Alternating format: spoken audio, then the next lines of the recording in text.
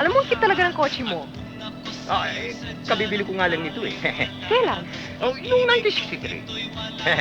1963! Oo! Yung what we call, advantage car. Anong advantage car? Advantage, yung lumang modelo pero may halaga. Vintage car. Yun nga! Galit ka ba? Hindi. Tol, hindi ka kumikibo Parang masama ang pagkakatimpla mo. Bakit? Kung mo ba sikat ka na hindi mo na pwede ipagmaneho